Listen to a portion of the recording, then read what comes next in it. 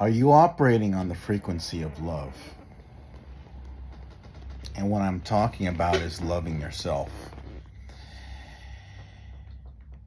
I'm meditating and I'm understanding that we all have a good and an evil within us. And if you have that evil dark side of you, it's a part of you. And the thing is, a lot of people will repress. They'll repress and regress because they don't like themselves. They don't accept who they are. And it's okay to have the evil thoughts. It's not okay, or dark thoughts, I call it, negative thoughts. Okay? Dark forces. It's okay for it to come. It does come. It will come. What's not okay is you stop at that thought and start dwelling on it and be like, it would be satisfying to see this person die, to watch this person suffer. You have to understand that in the spiritual realm, that there's evil forces as well as good forces that are going to influence you. So you have to be okay with it, recognize it, and eliminate it. I saw some young men earlier this week, and out there just doing nothing. I said, "So what are you guys doing?" Just started talking to him, and he's like, he was smoking something. I said, "What's he smoking?" He said, "Oh, I'm smoking a vape." I said, "Okay, well, just be careful because you don't want to be smoking paint. You don't want to be inhaling paint." I mean, I didn't know who these people were. I met them on the street or whatever. Because it can kill you.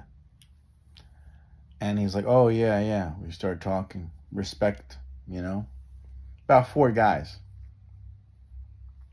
Now, why did they respond that way rather than being defensive? Because I was operating on the frequency of love. Operating on a frequency of love.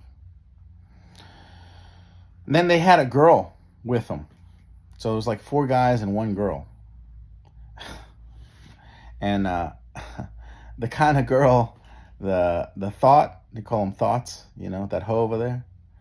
And I'm like, damn, man, I just thought of a thought, how they could make some money. And I said, okay, I see where this is going. I see where this is. But see, that thought just passed.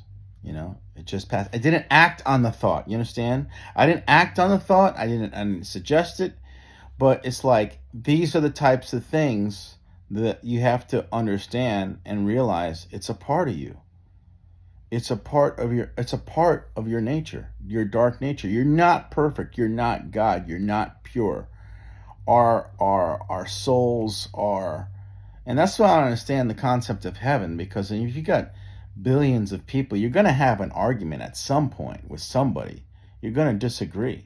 So I don't know how that's even going to work, living in eternity with someone. I can't like everybody. And how's that even possible with different personalities? Anyway, so I digress. The point is this. The point is, if you have evil thoughts and you have a dark thoughts, understand that that's a part of who you are. Accept it. And if you enjoy those thoughts, maybe you like some sexual things that are maybe taboo or considered taboo. I mean, we know that at one point homosexuality was considered taboo. Now that's openly part of the American culture. Not only that, but it's celebrated. It's almost encouraged to come out as a homosexual in the schools nowadays. So we've gone a complete reverse. But I think what they're trying to do is, and I think what most people are trying to do, it's well placed. It's misplaced. Good intention. It's a good intention, but it's misplaced.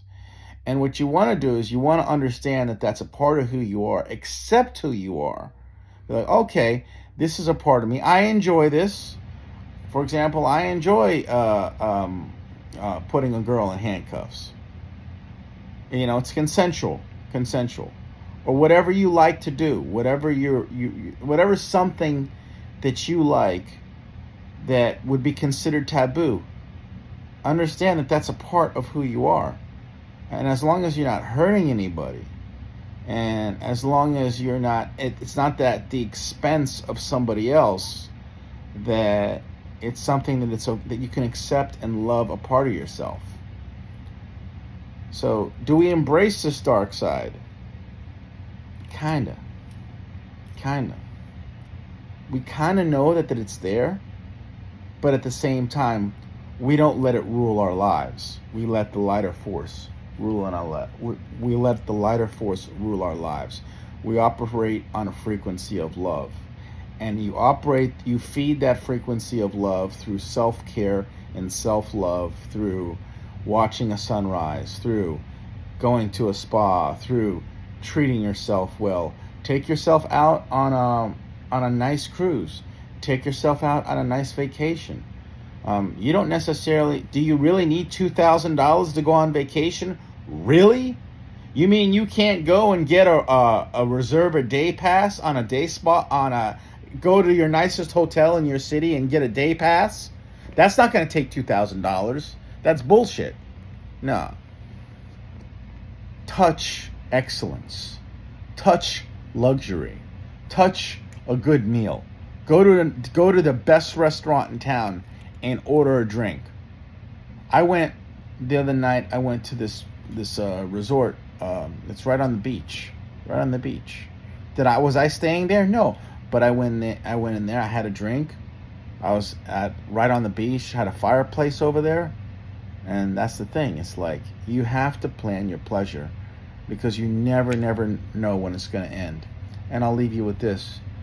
A friend of mine who had a son, and his son went in for just a regular dental checkup.